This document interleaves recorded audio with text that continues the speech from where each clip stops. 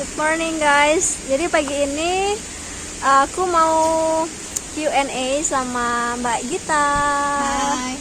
Jadi banyak banget pertanyaan waktu itu, gimana studi lanjut untuk baik S2 maupun S3. Tapi untuk sesi kali ini aku mau bahas tentang yang S3 dan juga bawa keluarga.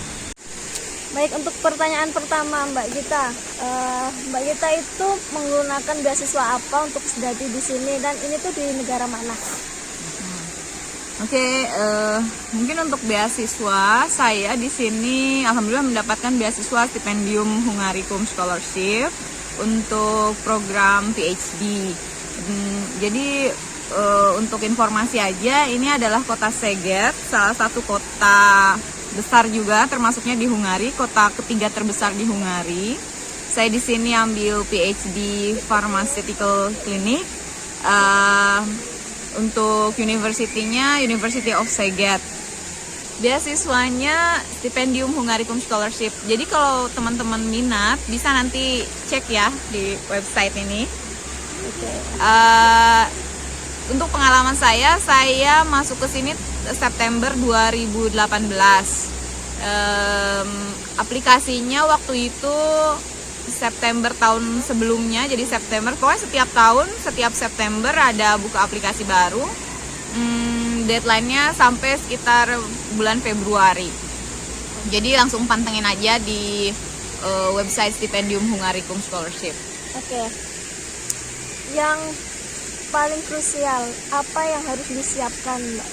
Karena kan kalau PhD itu lebih ke riset, terus apalagi selain riset seperti itu yang perlu disiapkan untuk beasiswa SH ini? Well, untuk semua beasiswa luar negeri basically kuncinya adalah bahasa Inggris. Kemampuan bahasa Inggris itu jadi kunci utama. Untuk PhD sendiri mungkin selain kemampuan bahasa Inggris, yang harus dipersiapkan adalah research yang matang dan lebih ke mencari prospective supervisor yang sesuai dengan interest kalian masing-masing. Mungkin tips triknya aja, kita bisa cari reputasi salah satu prospective supervisor di universitas yang kita targetkan, terus bisa lihat dari rekam jejak publikasinya misalnya. Kemudian juga selain itu dilihat dari research areanya, apakah interestnya sama dengan interest yang kamu minati gitu. Ya selebihnya setelah kita punya kemampuan bahasa Inggris, kemudian mungkin yang penting juga kita harus punya track record publikasi untuk kita pribadi. Karena prospective supervisor pastinya dia akan melihat rekam jejak publikasi kita kan. Kalau misalnya publikasi kita sudah lumayan, biasanya itu jadi nilai plus untuk supervisor untuk bisa terima kita. Oke, tadi itu ya guys, tentang mencari supervisor. Dan juga ini Mbak, banyak banget teman-teman tuh yang nanya kendala bahasa gitu loh. Di Hungaria sendiri itu bahasa ibunya, maksudnya kayak kita bahasa Indonesia punya bahasa sendiri, terus di Hungaria itu punya bahasa sendiri apa enggak. Terus kiat Mbak untuk mendapatkan, kan kita pasti menggunakan bahasa Inggris kan, bahasa pengantarnya. Caranya atau triknya Mbak sebelum dapat sertifikat bahasa itu dulu loh, apakah ikut kursus dan berapa lama itu mendapatkan sampai sertifikat IELTS atau TOEFL yang sesuai dengan persyaratan university gitu. Ya. Basically sebenarnya untuk kemampuan bahasa Inggris sebenarnya kan orang pribadi masing-masing berbeda ya.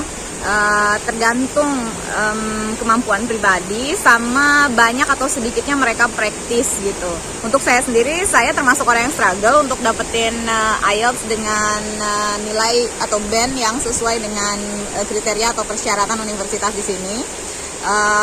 Tapi saran saya gitu, sebenarnya kalian harus lebih banyak praktis gitu. Entah itu dari speaking, cara kita berbicara di depan publik dengan bahasa Inggris, ataupun untuk reading. Kalau untuk akademisi atau mungkin mahasiswa sudah terbiasa membaca publikasi-publikasi ilmiah dalam bahasa Inggris, itu dipertahankan gitu. Kemudian cara lain yang mungkin belajarnya lebih menyenangkan, kita bisa sering-sering melihat atau menonton film dengan bahasa pengantar bahasa Inggris. Jadi sedikit banyak itu membantu. Bahasa yang digunakan di Hungaria itu punya bahasa sendiri apa enggak, Mbak? Oke, ya betul, di Hungaria ini sebenarnya mereka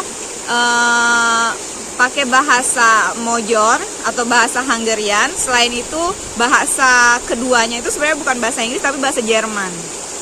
Jadi lebih banyak mereka menggunakan bahasa Jerman ketimbang bahasa Inggris gitu. Oke. Jadi untuk komunikasi dengan orang yang non akademik ya Mbak ya, biasanya itu bahasa Inggris basic itu mereka itu lebih mudeng gitu ya daripada yang C2, C1 gitu ya. Jadi lebih mudah. Makanya itu kalau bahasa mungkin lebih ke praktis ya. Kalau kita sudah di negara yang beda bahasa, mau nggak mau kita kan harus ngomong kayak gitu. Jadi ya yang penting semangat dan tetap pede aja gitu ya. Jadi apa yang sekarang bisa dilakukan dulu gitu caranya. Oke. Halo, selamat datang kembali. Jadi kita mau lanjutin Q&A kita.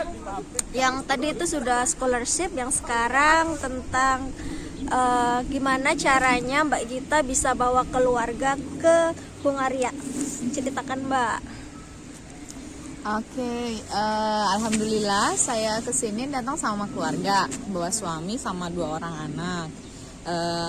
Sebenarnya untuk proseduralnya mudah sih, yang penting ada dokumen-dokumen administrasi yang dibutuhkan sama kedubes atau pihak imigrasi. Kalau semuanya udah lengkap, sebenarnya gampang dan mereka bisa approve. Jadi anak-anakku sama suamiku dapat juga visa yang sama dengan aku. Jadi mereka akan tinggal di sini bareng sama aku gitu. Terus kalau apa lagi? Sekolah anak. Oh, Kan iya. bawa anak tuh. Oh ya, anak-anak aku bawa ke sini, mereka juga sekolah di sini. Anakku yang pertama dia usia SD, sekarang kelas 2. Kemudian anakku yang kedua dia masih usia TK. Basically semuanya mudah, yang penting ada resident permit. Kemudian alhamdulillah juga biaya pendidikan di sini untuk anak-anakku semuanya free, hanya untuk makan mungkin kita harus bayar. Terus untuk biaya dari scholarship itu sendiri sebenarnya kalau cuma aku yang dapat scholarship untuk menghidupi keluarga bisa aja sebenarnya, cuman itu gimana pinter-pinternya seorang ibu memanage keuangan. Manajemen keuangannya harus bagus alias hemat. Terus kalau misalnya kemungkinan kerja untuk suami juga bisa. Di sini ada, meskipun memang basically mereka banyak yang lebih prefer untuk terima orang yang bisa berbahasa Mojor, tapi tidak menutup kemungkinan untuk orang-orang kayak kita yang dari third countries untuk bisa kerja di Szeged di Hungary ini. Oke. Mbak, dokumen apa yang harus disiapkan oleh pasangan kita di Indonesia biar nanti bisa visanya itu diterima oleh kedutaan atau ke pihak imigrasi di Hungaria?